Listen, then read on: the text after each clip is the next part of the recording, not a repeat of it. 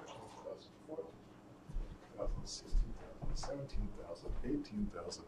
Did you know it takes almost 30 seconds to get a cup of hot water? I would not have guessed that. I didn't even get a full cup. I have a hot water dispenser over there, Japanese style one. And now it's too hot to drink. So now to put it on the side here. All right, so let's just blow through this outline. What did I mean that what went well? Let's just go be more direct. What got done? Goal recap. What I'm doing. This might be helpful for newing. To recap, Groundhog Day resolutions. Groundhog Day resolutions. I set goals on February 2nd and follow up on every month plus 1 day. March 3rd, April 4th, 5th, etc.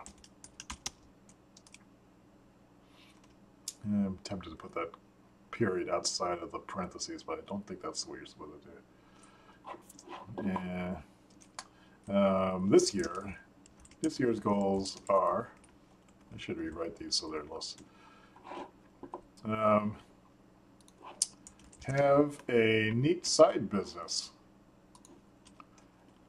like a magic wand shop, but selling stationery and cool productivity tools. It's also my long-term retirement plan. I could go into more detail there, but I will try to keep that out of it. Make progress on 2024 goals. Now, the way that's stated sounds impressive that I have goals for 2024, but let's restate that to be more, to get my to engage, to embrace, to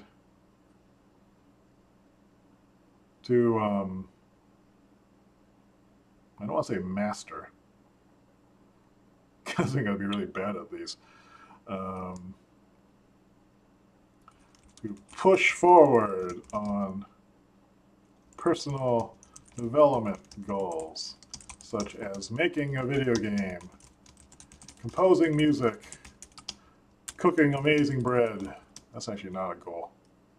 I'm just hungry right now. Composing music, learning, creating an illustration style, and so on, as I describe on my 2024 goal page. I think that works. Tonality, tonality, tonality. And let's try to keep this shorter, because shorting is something that I should be doing more. Then the goal is this one. I'm going to put a little bit of expressing what I love and sharing what I know. Let's rewrite that as discover. That being today's editorial direction. Discovery really is important, and I keep forgetting that's really the process that I like. In fact, I can't start most projects, even paying projects, if I think of it as a production list of things to do. For that, I need to have people to talk to, so we can talk about the production and solve it in a group. Otherwise, it's so boring. But if I frame it instead as, let's discover how this works, let's do some experiments and see how this fits together. Testing my knowledge. And in a way, it's a more creative way of approaching it. as opposed to like, oh, let me buy a book that tells me how someone else did it and then follow the recipe there. I'm bad at following recipes. Um, they don't hold my interest. What I really want to know is like how A connects to B in what magical way. I mean, it's not enough for me to say, do A, then B, you're done. It's like, but how does B and A relate? How does this, where did that even come from? Who invented this? Who made that up? I get distracted by all these things, which has made piano lessons really difficult for me, which is why I didn't stick with them. Because I wanted to know, why is it called middle C? It's not in the middle. Why is this key white? Why is this key black? Why are there this number of them? You know, so my mom had no patience for that, and then I had no patience for not knowing. Anyway,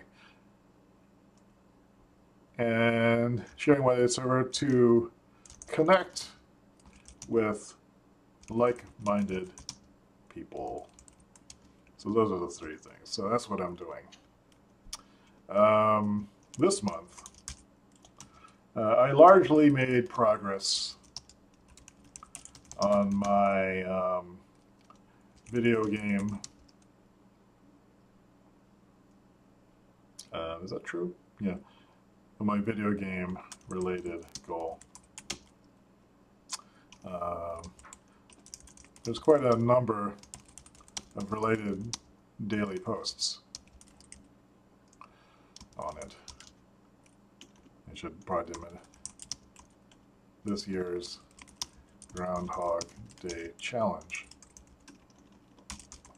is to do a goal-related task every single day instead of letting them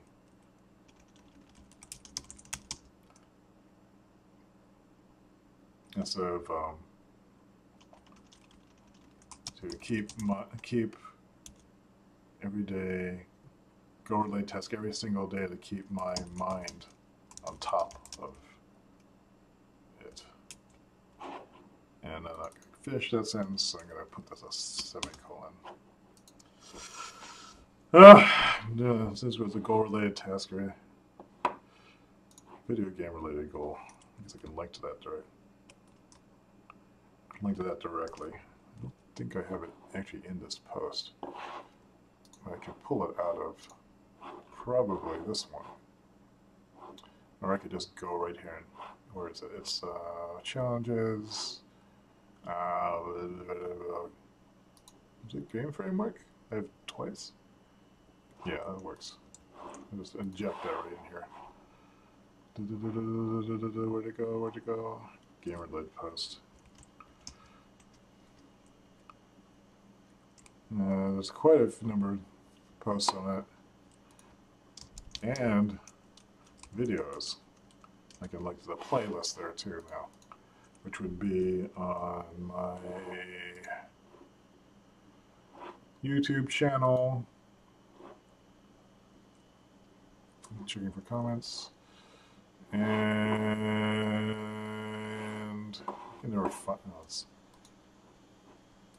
Click, click, click. Why can I not click? Oh, because I had to actually go someplace. Nah. Why everything's so slow? Playlist. I think it's on my channel. Playlists? That's good game progress. This is Dave. Yeah. I'm going to talk to you about installing Project 1401. 1401 requires a few development tools to be installed, namely Git and Node.js. Yeah, that's the one I want, I think. Or is this the editing one? I can never quite tell what link is what. I guess I was right. I'm now logged in here, so this will bring me right to that page. Let's go back here, and go back here, and post on there's quite a number of related daily posts and videos.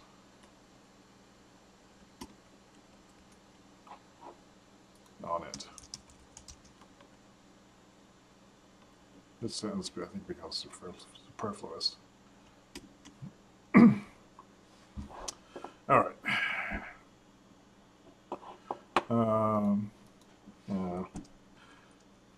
I also discovered that I really like live streaming video as I'm working on projects. In fact, I'm live streaming the writing of this blog post as I'm pushing myself through it. I was because I found that talking while I stream seems to help focus my attention. I don't know why, but so far it's working. Yeah. This may not last forever in the meantime, but yeah, I don't think I need that. Because I found that talking on stream seems to focus my attention.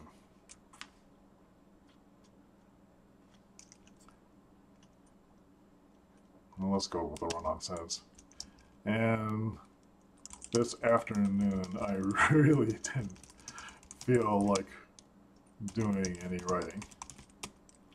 But here I am. Let's see. So let's go back to my list over here. Let's see if there's any comments from the editors. Nope. Worked on personal projects, live streaming a video game. Let's see what here. Here's what got done. What did he say again? He likes to see in general things I discover, less about the detailed I did this and more what did I learn. Okay, I think we're generally in that ballpark. What I want to do is avoid making a huge boring list, which I tend to do a lot. Progress made, team workflow, initiated projects. This is a big boring list. Here's what you got done. Do I have a, I don't think I have a gallery version of the blog posts.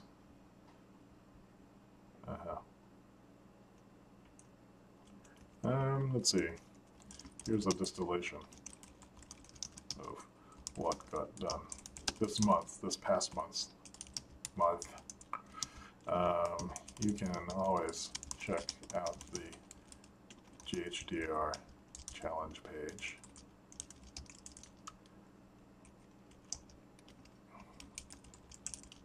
I don't think I have it set up, do I? No. I think it's davidsay.com challenge GHDR 2016.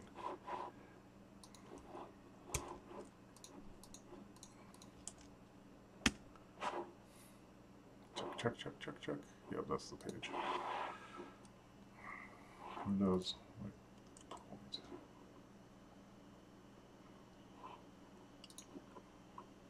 Okay. For a complete listing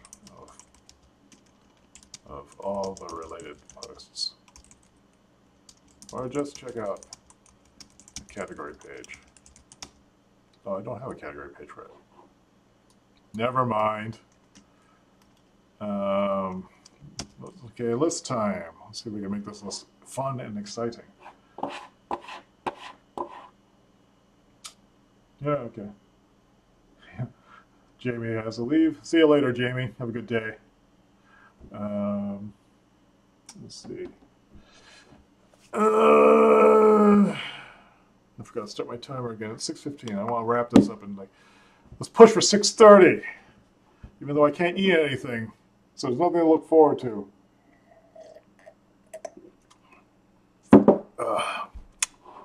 Hot water.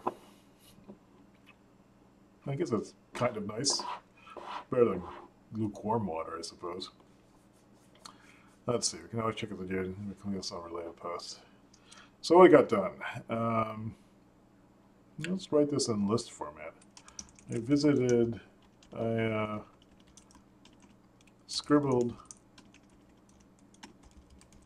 some icon. So was it icons? Oh, that's not a very interesting thing. The icon prep. I visited some events. Some events and places I usually don't go to. I usually wouldn't go to. Just to shake things up. A psychic fair.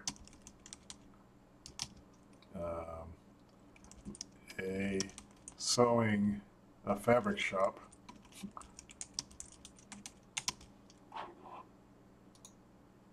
And related posts for more detail. What else did happen? You don't go anywhere else? That's a starting place. Mind expanded in unexpected ways. Is that too general? I'd like to usually be specific, but maybe the mind expansion itself is adequate. Let's see. I rebuilt a lot of my JavaScript development workflow, so it was more Dave-like. Specifically, I became enamored of the Gulp task runner because you can express your desires in working code rather than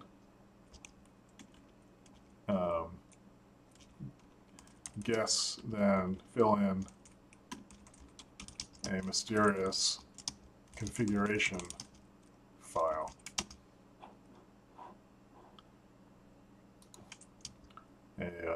Ambiguously documented. Did I spell ambiguously? Do I not need a hyphen ambiguously? Do I need to spell it right? There we go. Gulp. Gulp.js. I think many people will be interested in this. There might be some developers that read that will applaud me, or people who are horrified. I then ported my old game engine, my JavaScript game engine code base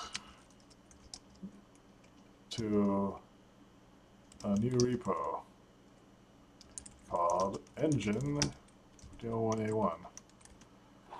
Sure, why not?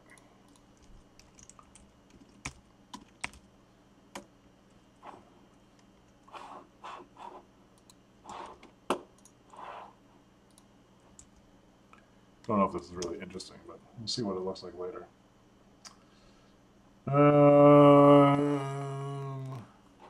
Period.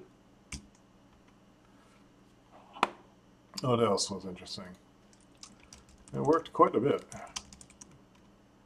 I even made... I added some...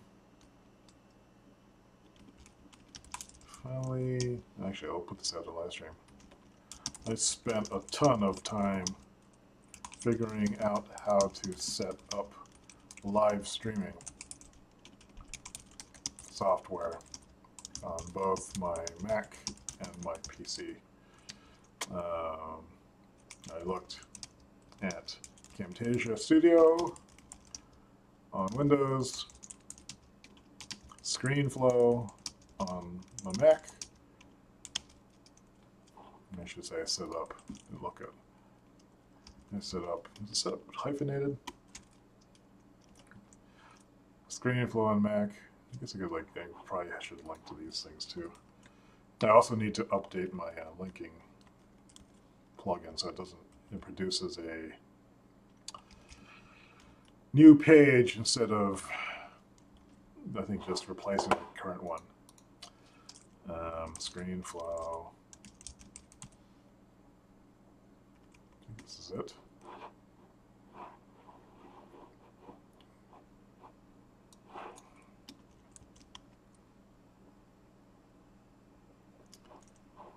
Oh, that's not good. This is the support page. Telestream.net. ScreenFlow.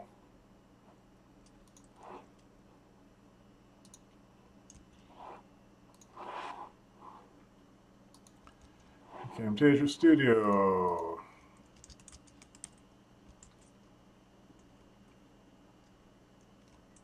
Yep, I just do Camtasia. TechSmith Camtasia.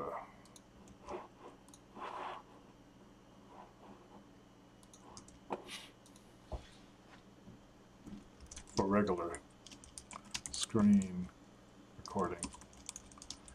But then I discovered the free open source live stream software, Open Broadcaster.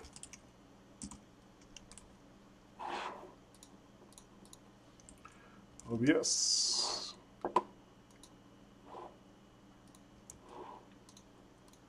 Yeah, what did I just do?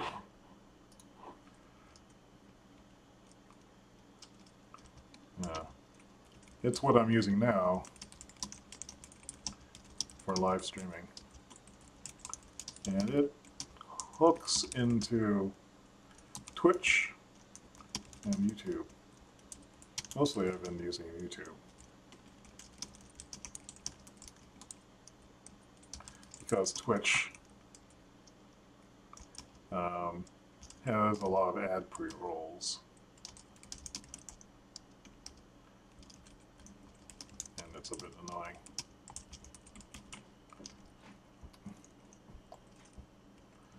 Let's see. Live streaming opened up 2 new aspects to my workflow. The first is co-working virtually, which has been amazing for... Did I already write about this? I feel like I already wrote this. I did have the express at the top, right? I think that's all right. Which has been for kicking my butt into action. Because I like talking about what I'm doing in real time. Live streaming has opened up. I don't want to use. Live streaming seems very compatible. Very compatible.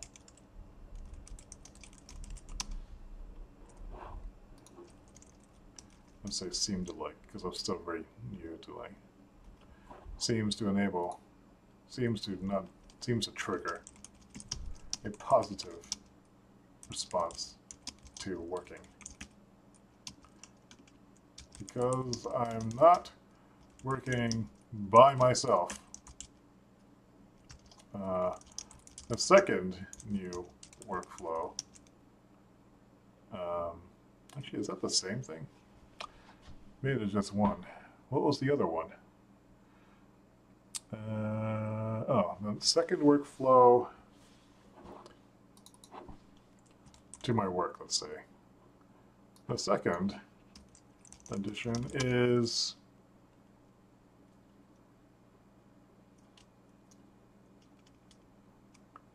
what is it? The second, let's say, is how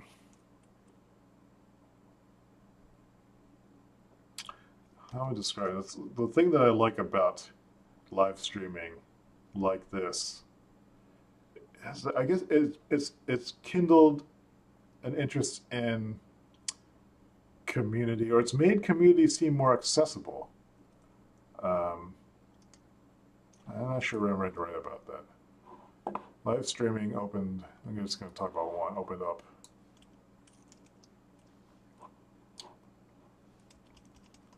Has made co-working virtually possible. Human build in action. Seems to trigger positive response on carry projects that I haven't had before in the solo context.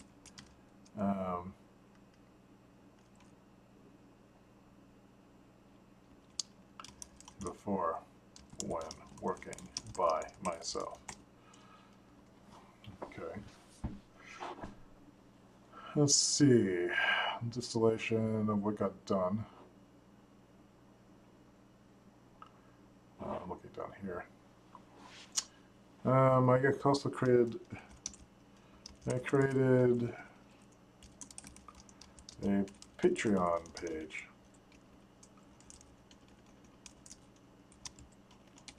As a way to allow, as a way to make myself to ask for support from people who like what I'm doing.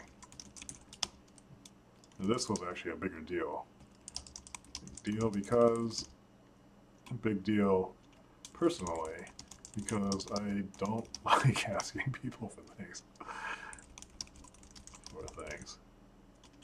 For anything. But learning to do this is essential for running my own niche business / magic wand store. Magic wand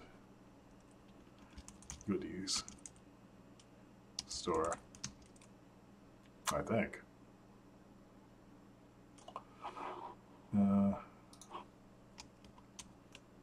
Patreon page. Where's my Patreon page? I think I may have made a link to it, because I can never remember what it is. Patreon. I guess it's just that. I guess we'll find out. No, that's not where I wanted to go. No, that's all right. There's this thank you thing to it.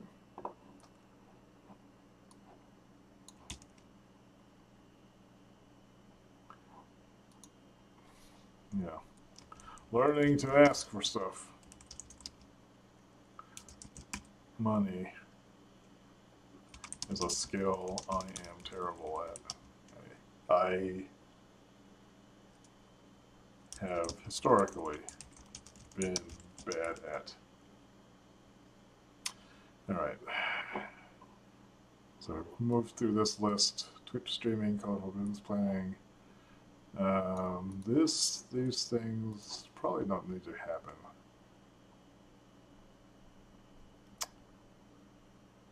Let's see. A few physical changes to the environment.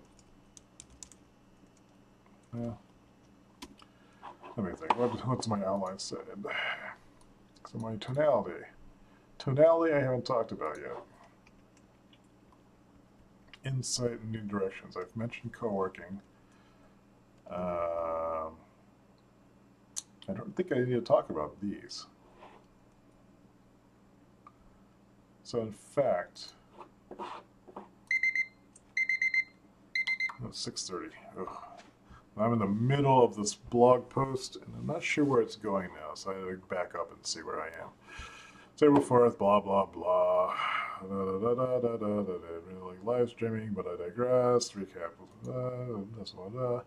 Made video game related goals. Discover really like live streaming. This is just like what actually got done. What got done this month. You can always check out the YouTube.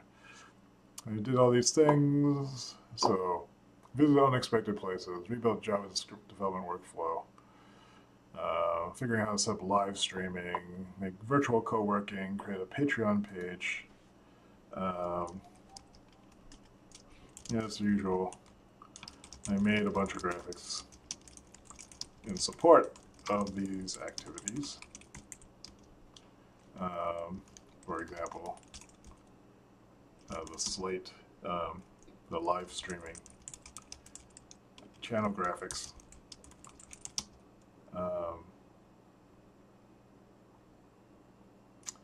Forced me to use my own, use the logo, or the Dave Say logo I've been sitting on.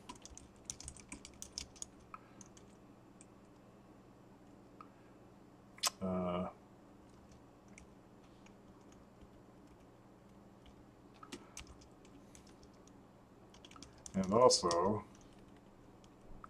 first one forum update. I'm particularly happy with this update, which looks like this. Let me show the version 1 and version 2. I'm going to reuse a graphic I made the day before yesterday. And I'm going to just pull out the image reference, which is this.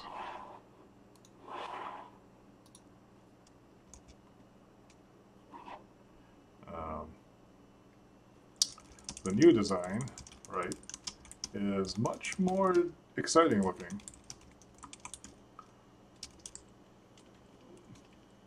I'd like to see my newer design forms evoke this kind of feeling, which seems to be hinging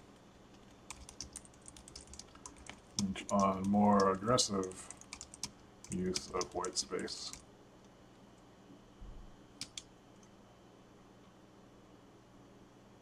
This would lead into a bunch of new product designs, or new product launches.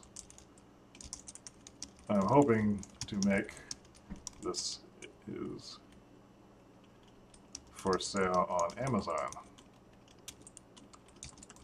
once I have the funding to put those things up, put them into production.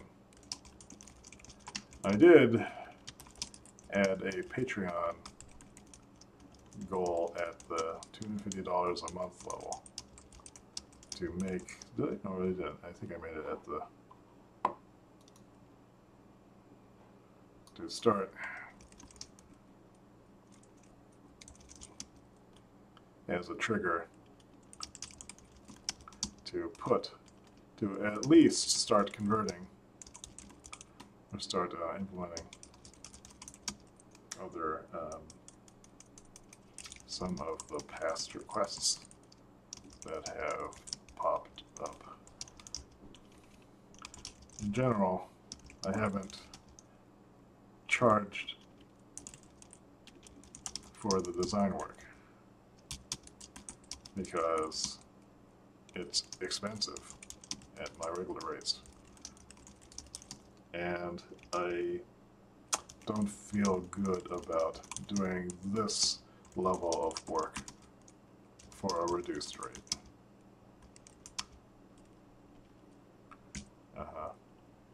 It's not a client relationship. when the client isn't, when the budget is that constrained. That's not client, it's not a good client relation. What I'm trying to say is that, normally I charge like a design rate. Designers charge anywhere from $75 to $125 an hour. And for someone who, like me, who specializes in this kind of stuff, I'm somewhere within that range, depending on the client and depending on the budget and a bunch of factors. Generally, I try to charge like on the mid to lower side of that. If it's someone who I don't want to do the work for, then I charge much higher. But in general, I just don't take the job. Generally, people don't want to pay the minimum budget of $500 to do a form customization, and they will have a lot. They may.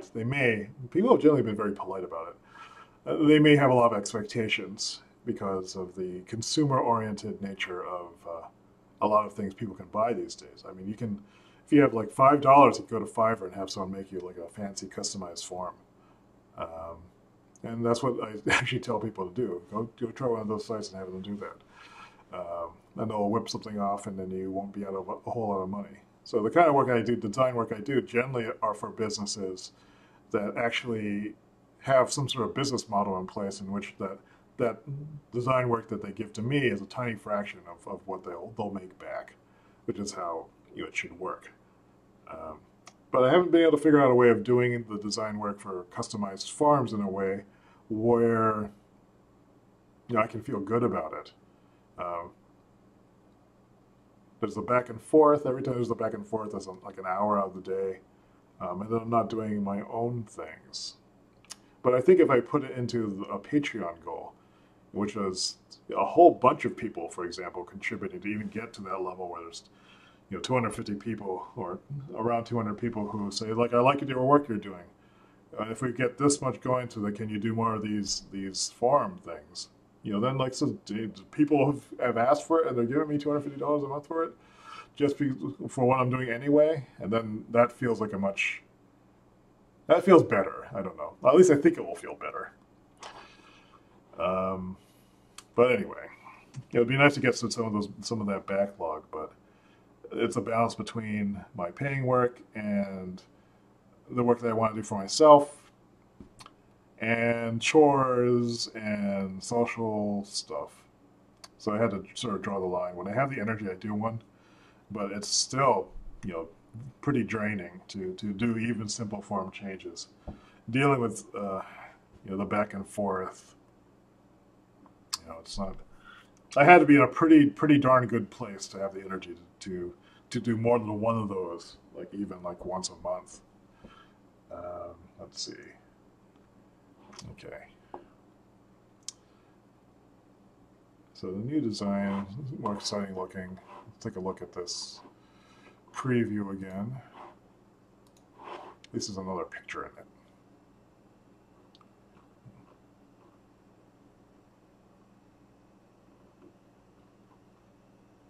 Camtasia Studio, looking for the highlighted bold stuff.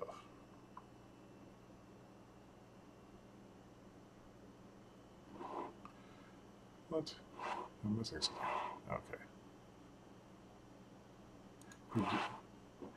On the weekend for estimated goals, you can check out the page. First we use I'll make that separate sound, so call it out. I also produced one form update of the GHDR goal tracker I'm using for this year's challenge, Groundhog Day resolutions challenge. This version 2 update, which looks like this.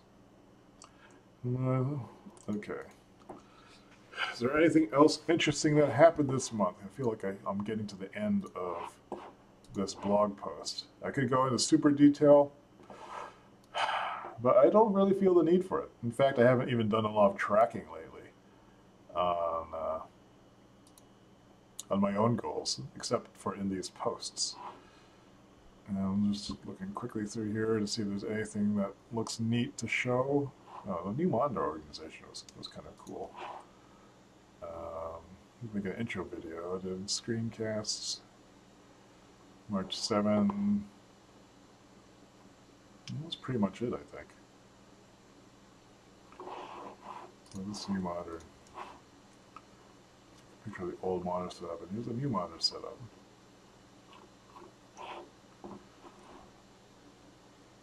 People like looking at pictures of stuff. The old monitor setup doesn't look bad. The new monitor setup looks kind of green. I still need to fix this. That's a better picture.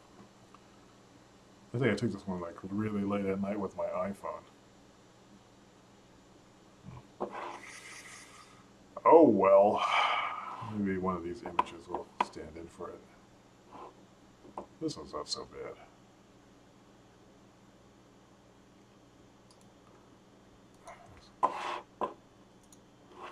Yeah. Another big improvement has been to my workspace, because I replaced an ancient 20-inch monitor.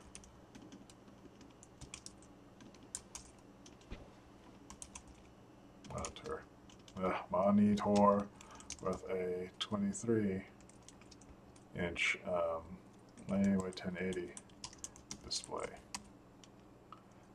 That cost only $139, but included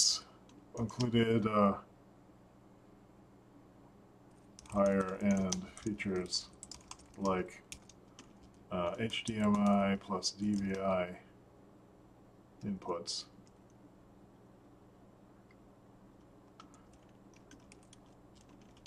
GA inputs, and a VESA 75 by 75 millimeter or 75 millimeter mounting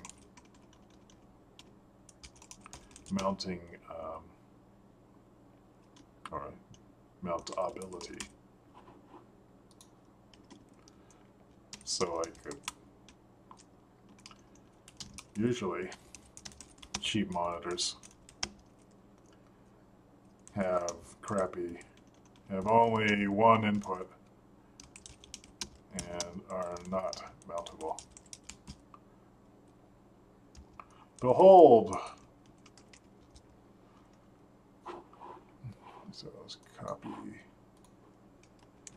It's in images 16.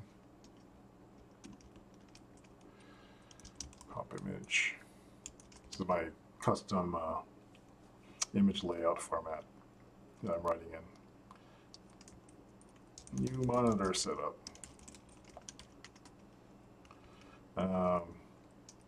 What this has allowed me to do is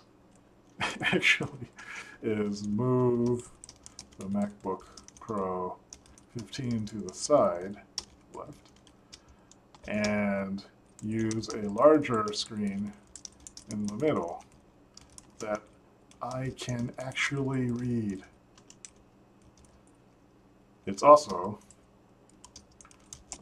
more space in front of me, which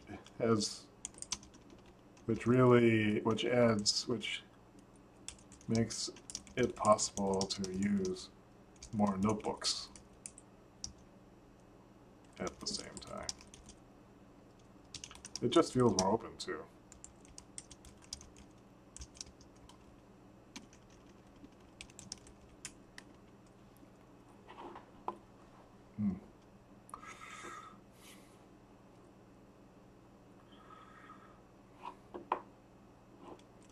So how much did I was 129?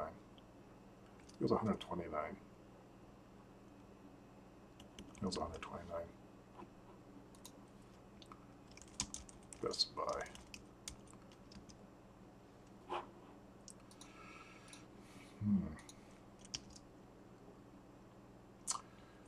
since I also use a PC monitor to the right for Windows, I was, this is like, let's just go with that. Where are we? Got to start time.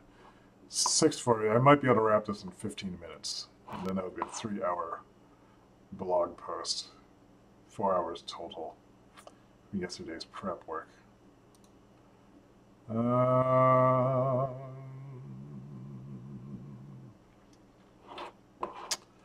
Let's see.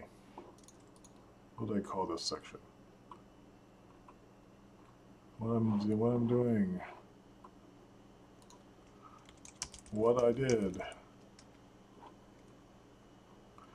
Thoughts. Concluding thoughts.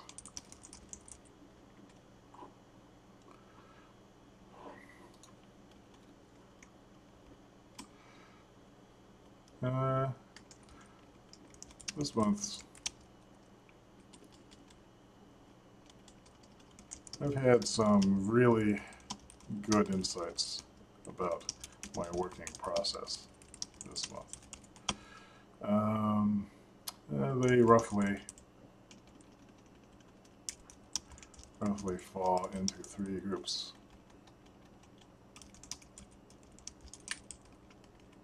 One. What were the groups? Let me put them up here somewhere.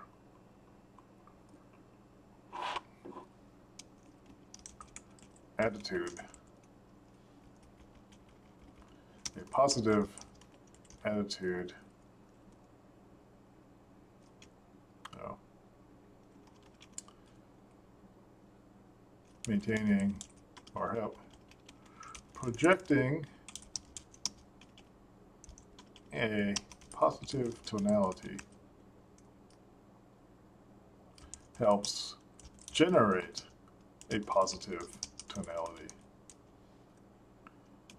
which helps with motivation and initiative.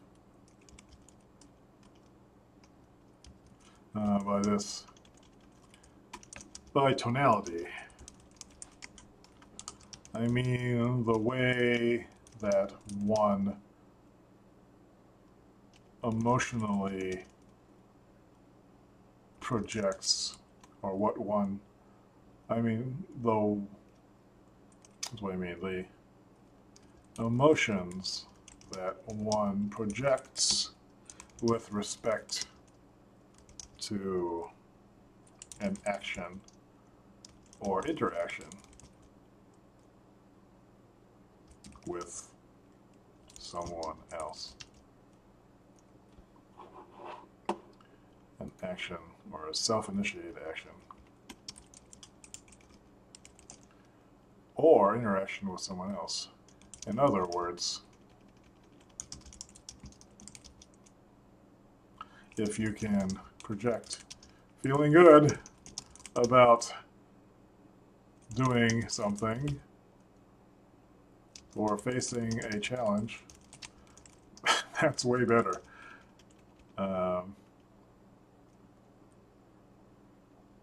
That leads to that seems to be, what am I trying to say here? Projecting it to positive tonality helps generate a positive tonality. What the hell? I don't want to just say being positive because that's such an overwrought, overused phrase. I like maintaining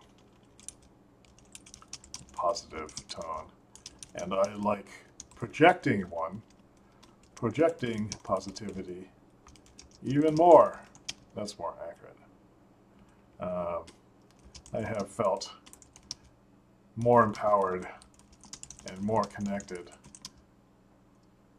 whenever I do this. I haven't done it a whole lot in the past. A lot before this year, being of the shrinking flower / grouchy persona. and I feel. But smiling more and extending one's personal sense of optimism and well-being is really powerful. Has had a transformative effect on my attitude. This makes it easier for me to start things. For unpleasant or daunting projects. What's another instance? That's the general tonality one. In fact, tonality. In fact, the positive tone that I try to express as actively now was probably part of all of my previously successful work. As I've said before in other posts, the tonality of a piece of my work is probably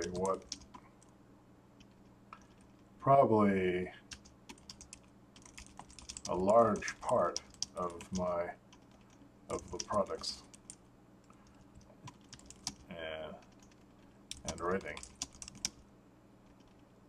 That the products I make are the written pieces and products I've produced.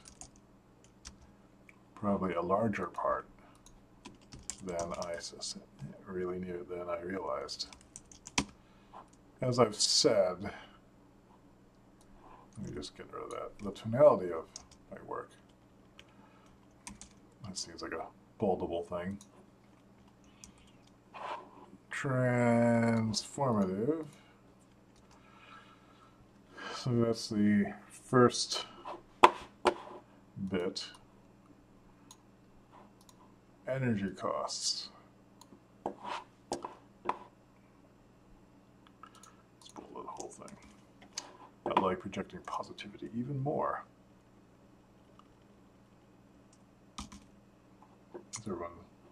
Everyone's had to duck out. But that's all right. They can read this post later. And so the second one, this is about energy costs, recharge time through seeing how people are doing. Energy. I get energy from seeing what other people are doing.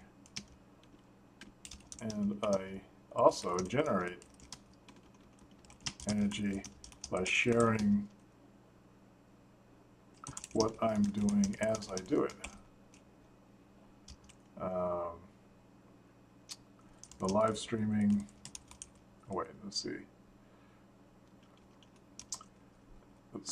This programming. That's probably the third one. Let's see. And so this first one is more about process. I actually am very tired by process. I am worn down more by process. Or I am worn down by daily process. That's probably the big by daily process. And routine. But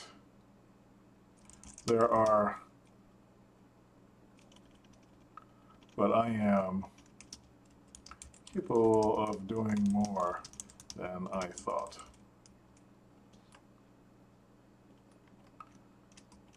Worn down, easily exhausted by daily processes.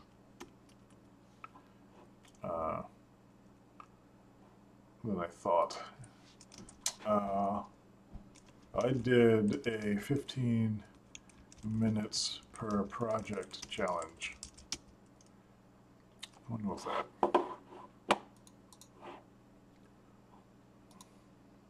That was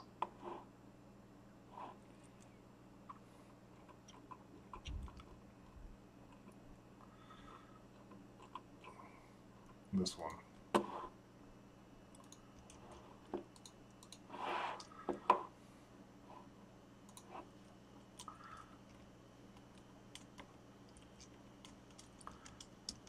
I'll look at this. Last week, over 6 different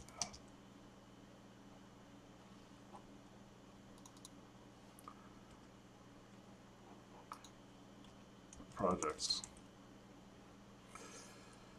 And while it was mentally exhausting, I found I was able to keep going.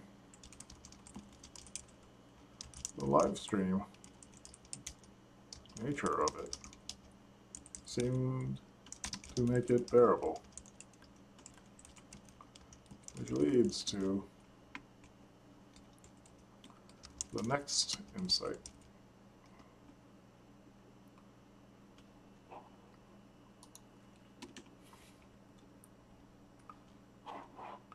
Which is I get energy from sharing, by sharing as I do it.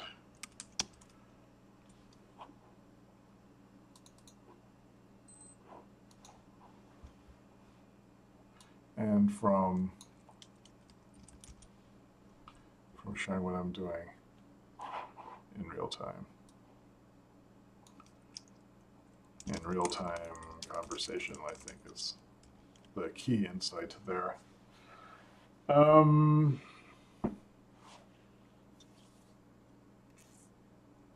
what do I mean by that? The live streaming experiment has so far been really eye-opening. I didn't think I would really be comfortable doing it. But my initial interest in the streaming technology, because fancy gear,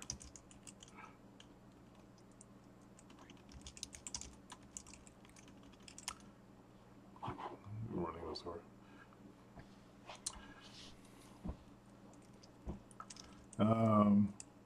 Got me streaming just to test how it worked. And then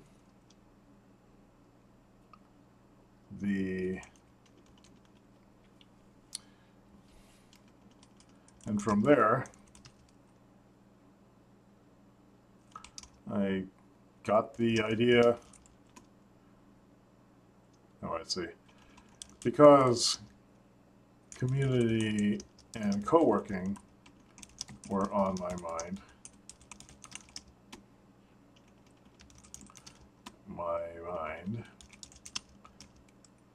I thought I might try streaming my work as I did it.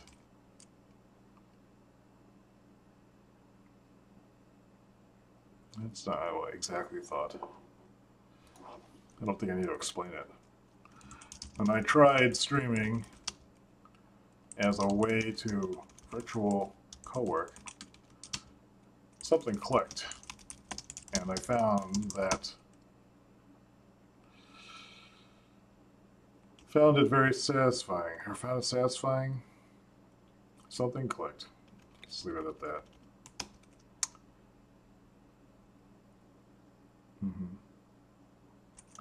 In the real world, I found that it doesn't take much for me to feel an affinity feel a connection with a stranger if they're doing something they feel strongly about. Or maybe that's not, doing something creative for themselves, particularly in a business or community context. This is huge. This has been hugely energizing, and okay, those are the three major contexts. We could bag all these other ones, and all this sort of stuff, office chairs and so forth. I think I can break that out into different content and maybe make some micro posts about that. I think I'll do that. There are a lot of other small things I've done this month, such as obsessing over the various interconnect adapters between cameras, microphones, and light stand, or cameras and microphones.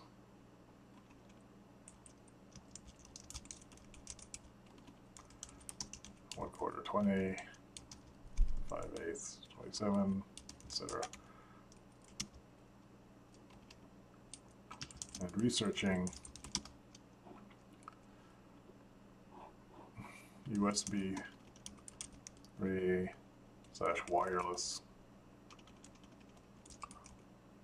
tooth interference. I think I'll put those into small, focused blog posts, so they don't clutter the main subjects of discovery and what was the term?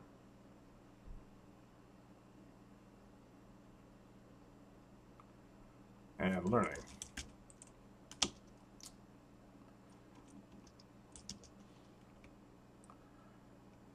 So I think that's about it. Also, I've canceled Basecamp, but maybe I'm not ready to write it. Maybe I need a whole forest of possible articles to write about. WordPress is just a terrible platform for maintaining that because it's so slow now. Which is why I'm interested in the static site generation. I really need to get moving on that, but it's a huge undertaking. Or at least that's what it feels in my head. It feels like a huge undertaking. Maybe it's not as big as I think it is. No, it's pretty big. But maybe it's not as terrible as I think it is. And that's what I need to. Maybe that's a next month goal. For next month, I'm going to continue doing what I'm doing. I may emphasize the challenge to time block work in small chunks. That doesn't even make sense. I'm going to, and I said if I may, I'm going to try to remember to not think of project goals in huge, that's gonna take 100 hours terms, and more in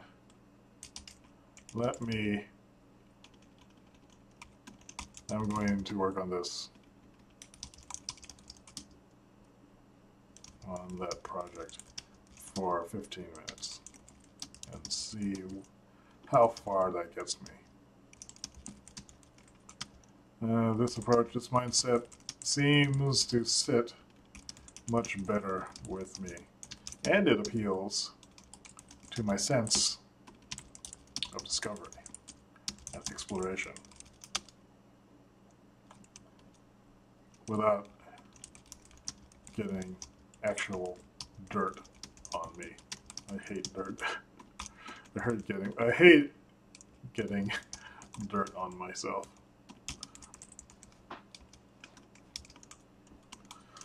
Alright, I'm going to call that the blog post. I'm not even going to score the points thing. Oh, coming up. Coming up also. I have to plan another trip to Taiwan to finish some dental work my uncle started.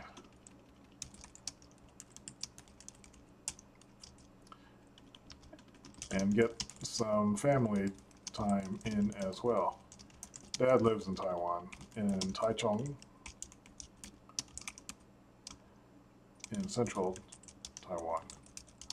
And I've been trying to get over my childhood fear of getting around by myself in a country where I look like I'm a native but can't communicate or can't converse or read the native language, the local language. I realize I feel a deep sense of shame about it, so changing that mentality is some work, is a deep well of personal work to plunge. Plunge, is that the word? Dredge.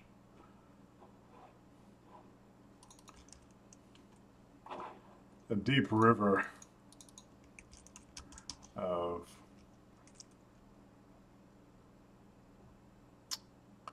old fears to dredge. Wish me luck.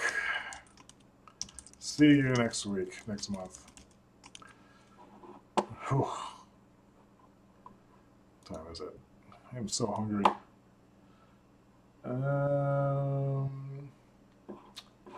Let's preview that post.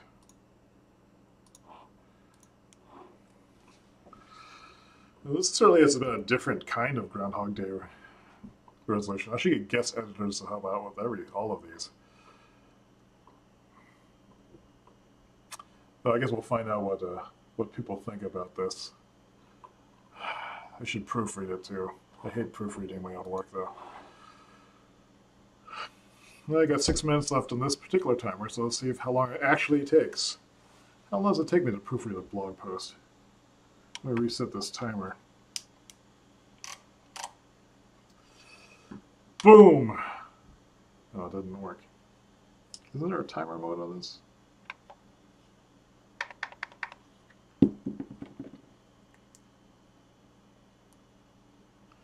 Let's see if we can get Siri to do this. Siri, start timing.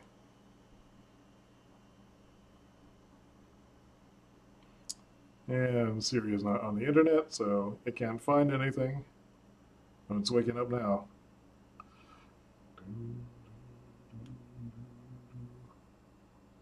That's my Wi-Fi is cut out again. I'm not sure what's causing the interference. It could be the USB 3 ports, but I've unplugged all of them. Oh wait. I guess it just came to life. Siri, start timing. And the internet went away again. I can't believe I don't have an actual countdown timer here. I thought this would do it.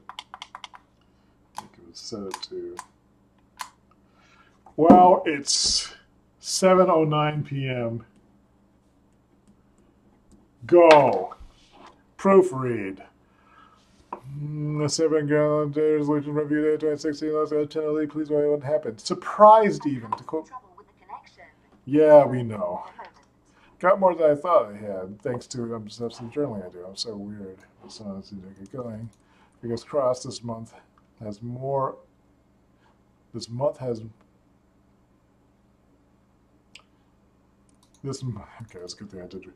I have more of the same positive feeling, though I've also been feeling burned. Also, there's been very little television watching, a lot of gaming. It's just sort of hanging out there. I'll just leave it out. However, the replace these past. However, I found live streaming myself trying to do things to be productive as a see, this is not a way to, I need to rewrite entire paragraphs. However, I found live streaming video of myself. Live streaming video myself? Live streaming myself on YouTube. To have us who have a surprising, this is why I hate proofreading, I end up rerunning everything. And live streaming myself on YouTube to have a surprisingly productive effect on me and my energy levels. I would have thought that live streaming my bloated face on YouTube would be an invitation to the demons of anxiety and uncertainty, and possibly being called fat. So far, though, these fears have not materialized. It's already going to take a long time. In fact, I didn't always use it in fact. I really like it. In fact, I really like live streaming. Reminds me, and it reminds me. So far, these fears have not materialized. I really like streaming, in fact, and it reminds me. It reminded me.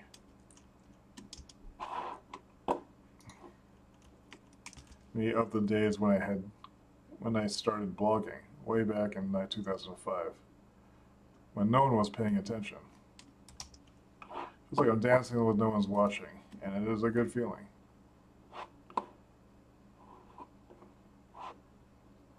But I digress. Read onward for a high-level recap of progress made on my 2024 goals. 2024 goals and what I'm looking for and see what I'm looking forward to. I'd say the past month went pretty darn well. Yeah, I think it works. Blog post is big. You should see the big ones. Usually these blog posts tend to run me 3,000 to 5,000 words. This one is only 1,500 words, which is really relatively light for me. It still takes a long time. To recap, Groundhog Day resolutions. It's to recap what Groundhog resolutions.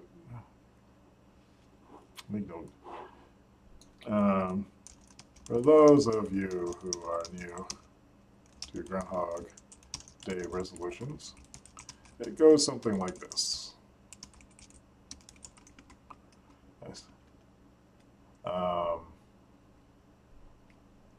I set goals on February 2nd and follow up every month plus 1 day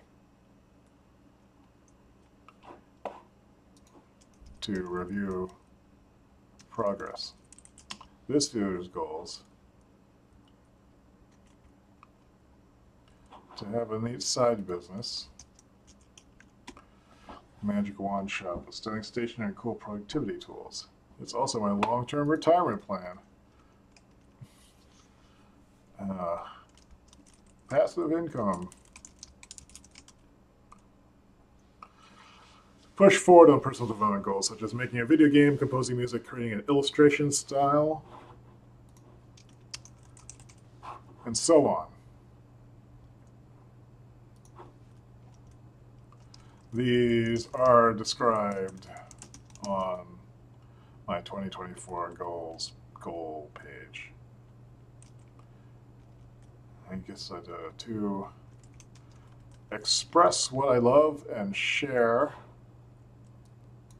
what I discover, comma, connecting with like-minded peoples. What's that over here?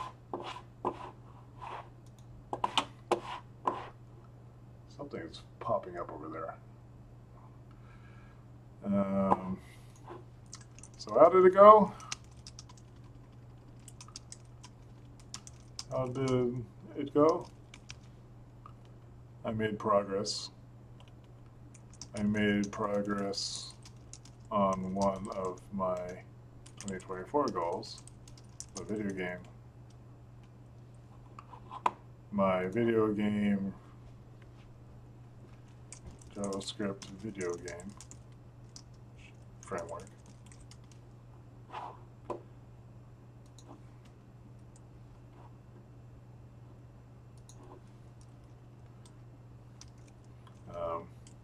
Which you can read about in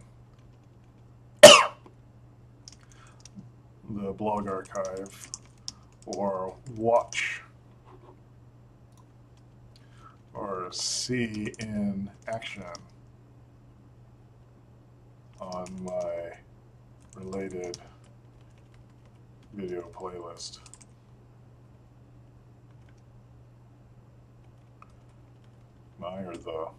On the related video playlist. I also discovered let's do the whole bullet point thing. I also discovered that I really like live streaming video. Live streaming, it's called video streaming. Just to express this in a different way as I'm working on my projects. In fact, I'm live streaming the writing of this blog post as I'm pushing myself through it, because I've found that talking while I stream seems to focus my attention. Helps me focus. And this afternoon, I really didn't feel like doing any writing. But here I am. What I did in March.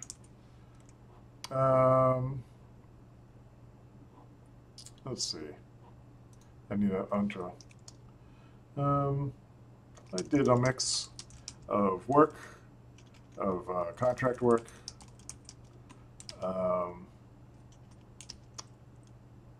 daily blogging, and energy management, I suppose. It was quite tiring, actually, toward the end, until I discovered here's a distillation of what I got done.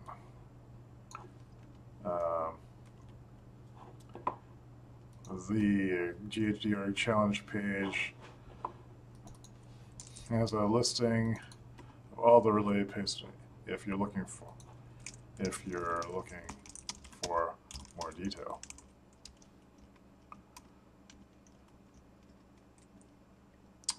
I visited events and places I usually wouldn't go to. A psychic fair and a fabric shop. Mine was expanded In unexpected ways, I rebuilt a lot of my JavaScript development workflow.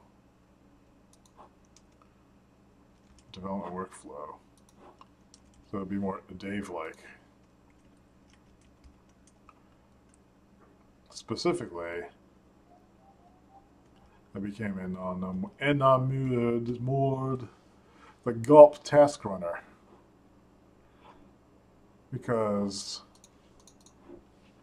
I can express my desires in working code rather than fill in an ambiguously documented configuration file and puzzle through an ambiguous configuration file.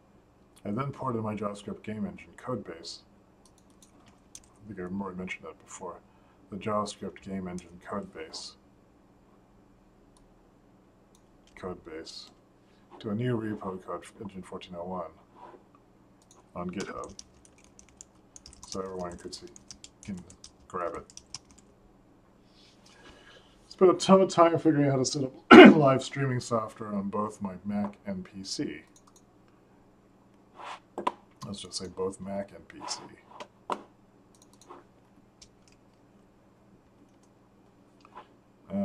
So Camtasia on Windows, and then ScreenFlow on the Mac for me.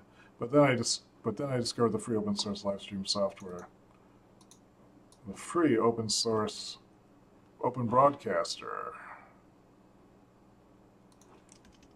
which is what I'm now using.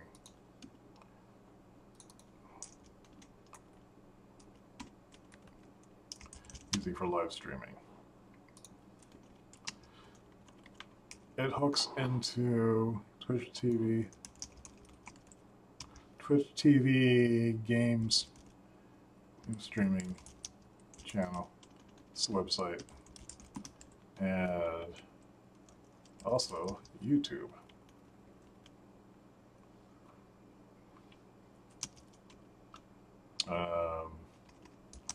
YouTube and more. Mostly I've been using YouTube because Twitch has a lot of ad pre-rolls. It's a bit annoying. Live streaming has made co-working virtual co-working possible too, though it's mostly a one-way conversation. Nevertheless, it's been amazing for kicking my butt into action, into gear. Because I seem to like talking about what I'm doing in real time.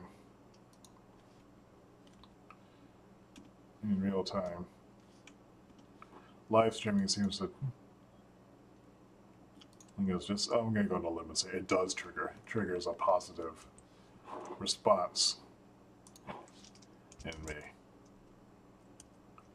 This extra boost helps me start hairy projects that I otherwise would procrastinate on for much longer. I created a Patreon page as a way to ask for support from people who like what I'm doing.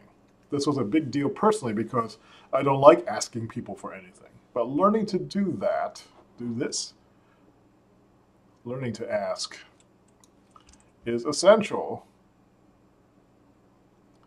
for running a business, for running one's niche business / goodie store on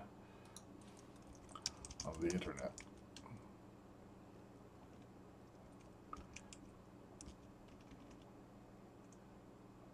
Is it? This is not necessarily. This is not particularly true. And at least that's the way I want to do it. The way I'd like to do it. Learning to ask for money is a skill I have historically been very bad at.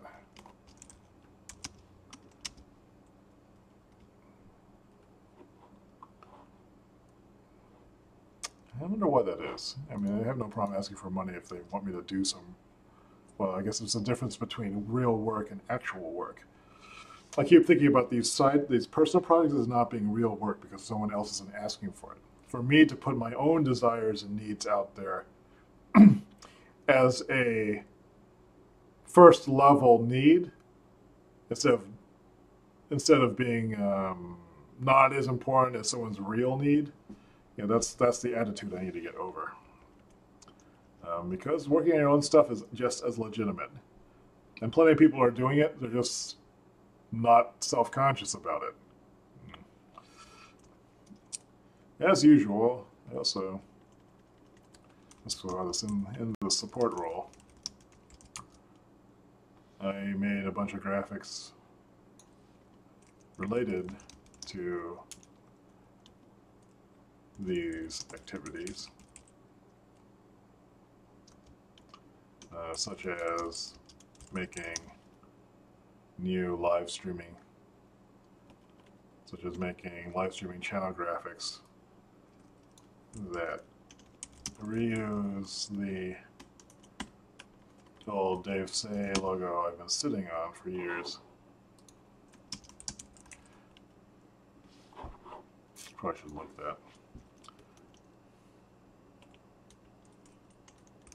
I actually just saw that post. Boom, boom, ba-doom, boom, boom. Boom, boom, ba-dum-dum-dum. What was it? It was February, I think. I just saw it listed in February. Go, Infinite Scroll. Infinite Squirrel. This one.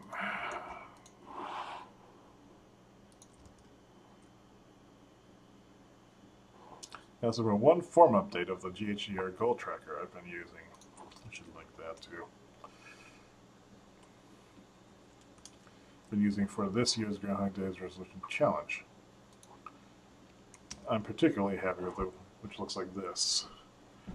GHDR Goal Challenge. I think I had goal track. Maybe what is it?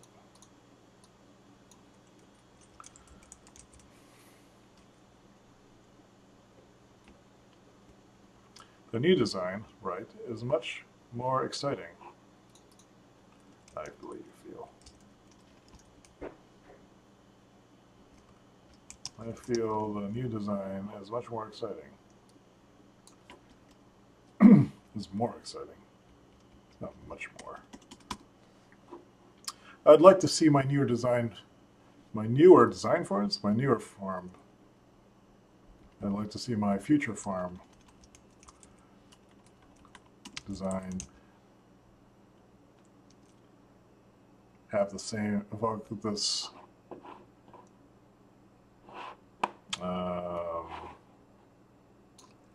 move more in this direction.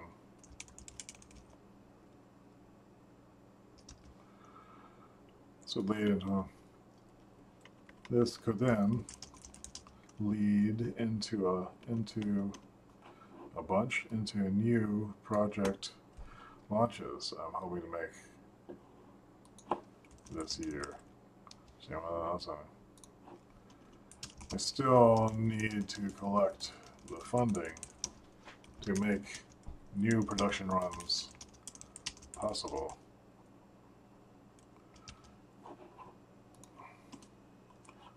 I did add a Patreon goal, the $250 a month though, as a trigger to, let me just say some Patreon goals at, was it $150? $100 to help offset the costs of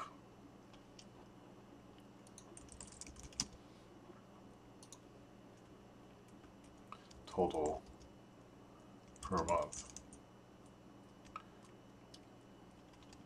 received.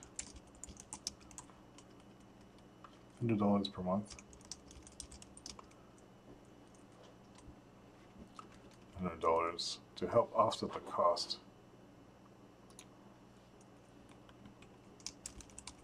try to put this in a way that doesn't imply it costs $100 from a single person. Goal rewards. Okay, not rewards. I did add a Patreon goal reward at the $100 reached.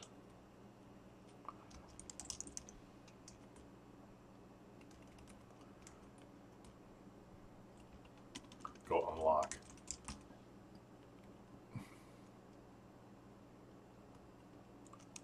Level 2. Fund future design work.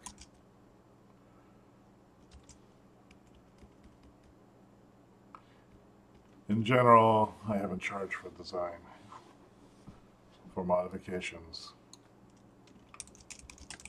that often, because it's expensive, because it's too expensive for most at my regular design rates.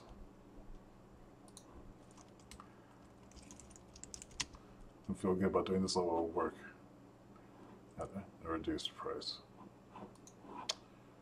Another big improvement was made to my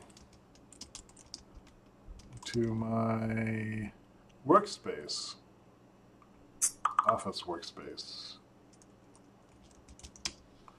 Replacing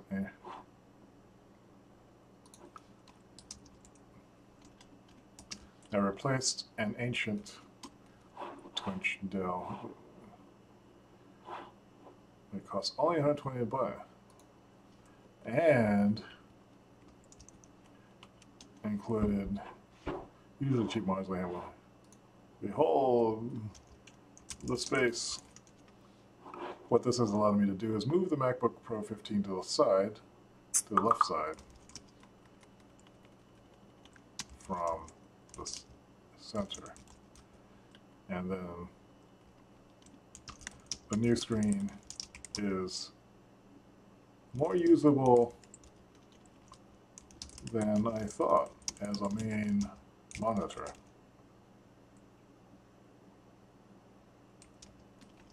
And I actually can use it. Actually can. Don't find its resolution to be too low.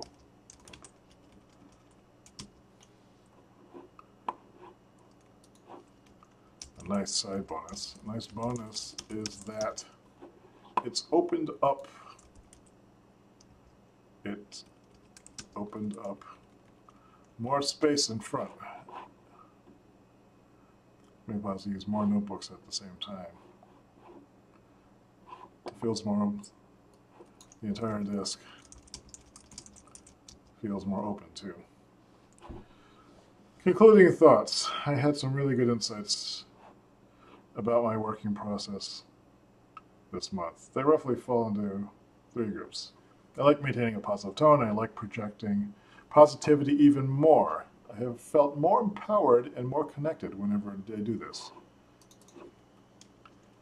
Let's press this.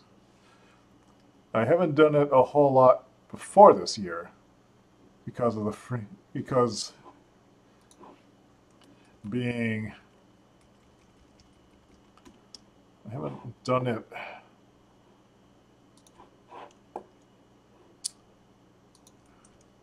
being more of a shrinking flower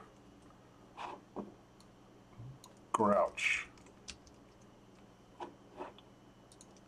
I had thought of myself as a shrinking flower grouch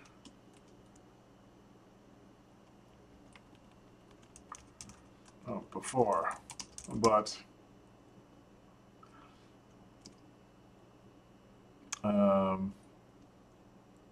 letting myself smile more and extend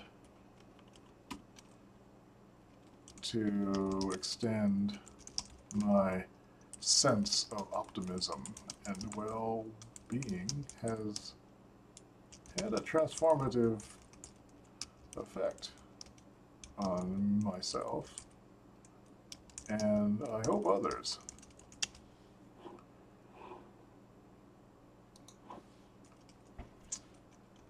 Having that positive feeling makes it easier to start unpleasant / daunting tasks. Now that I think about it, I'll say in hindsight, the positive tone I am actively trying to express was likely actively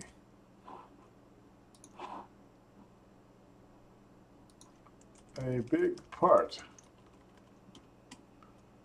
of my previously of any work that was any work of any my past work that succeeded at any level.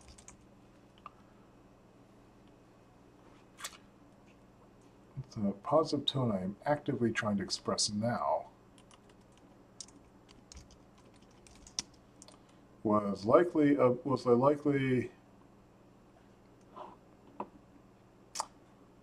big part of any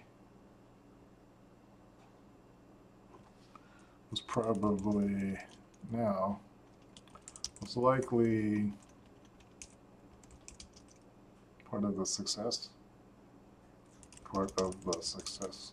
in any work in past work.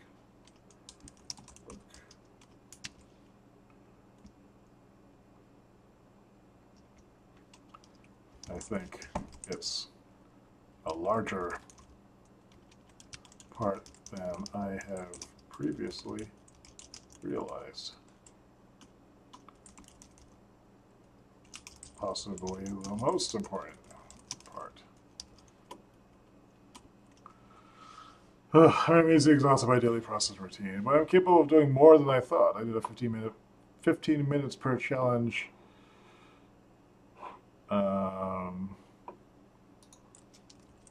session last week, hitting 6 different projects in an afternoon.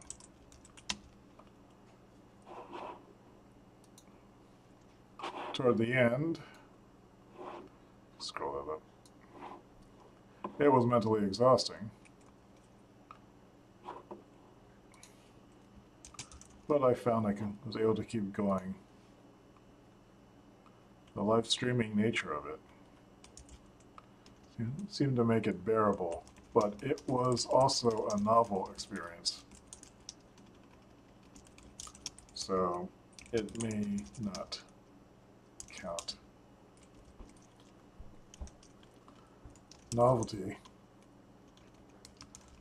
It goes a long way toward making any experience bearable. Or at least somewhat interesting, because it is new to you.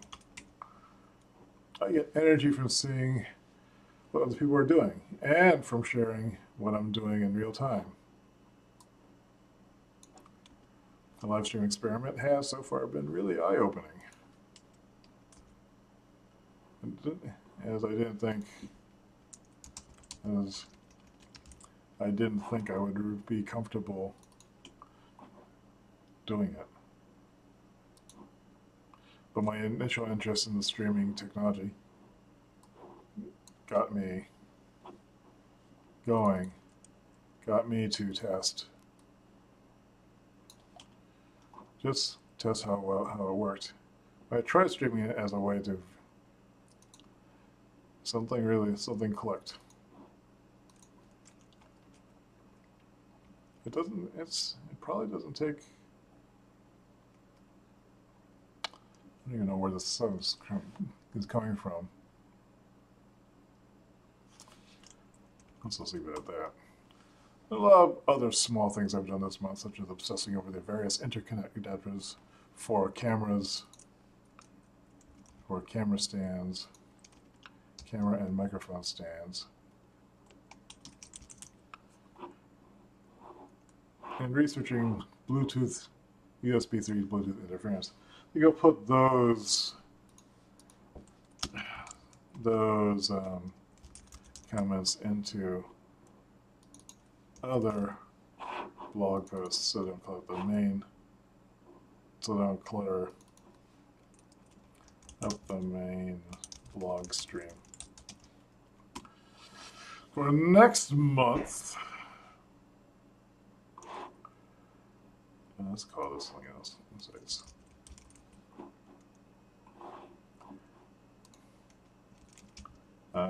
Coming up, I'm going to continue doing what I'm doing since it seems to be working.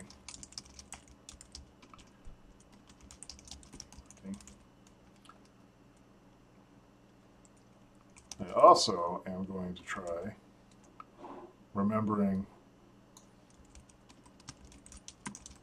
not to think about project titles in huge.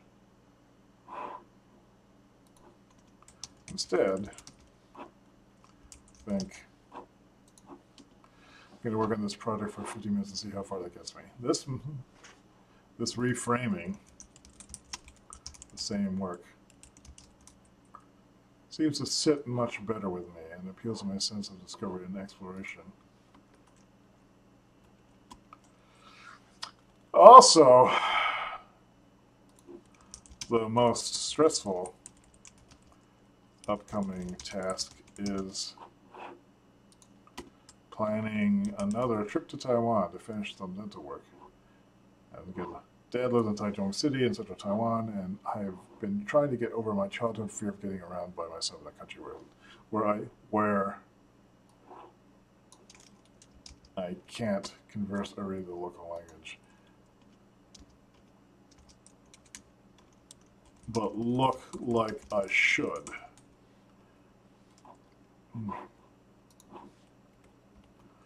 All right. How long did it take? I started at 7:09. It's now 7:41. It's 30 minutes of review. This takes forever, but at least this is the one required post that I do every month. So let's hit publish. I'm going to reread it again. And I guess that's live. There's people still watching. Surprising. So there we go. There's the new Groundhog Day resolutions post. Well, I was going to finish off with this another different quote. Nah. I'm fried. So that was what I started at 4, was it? 4:15. 4:15 p.m. to 7:45 p.m. or 5, 6, 2.5 hours. No, that's not right, is it? 3.5 hours? 3.5 hours.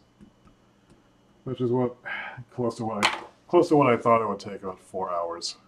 And that's with the work I did yesterday. So there you go. There's the Dave Say, like, how do I get my way through one of these Groundhog Day resolution blog posts. I'll put this up where other people can see it, and they can see what goes into it if they're interested. It'll be just an interesting piece of Dave Say history to put on the web. And at least just help me get through it. I can only imagine how worse I would feel if I had been doing this, you know, just not talking, not moving, not thinking things through. And I don't think it actually took any any additional time than otherwise would have. The process certainly was different because I was trying to explain what I was thinking as I was thinking it, and explain some things that maybe I thought viewers maybe were not familiar with as far as what I was talking about. All right, but 7:45 p.m. Hope everyone has had a good day. Now I'm going to take a quick rest. Since I'm fasting for a blood test tomorrow, I can't eat anything. So I might just go for a drive if the snow isn't too bad, which it probably is. But have a good evening, and I'll stream again soon. Thanks.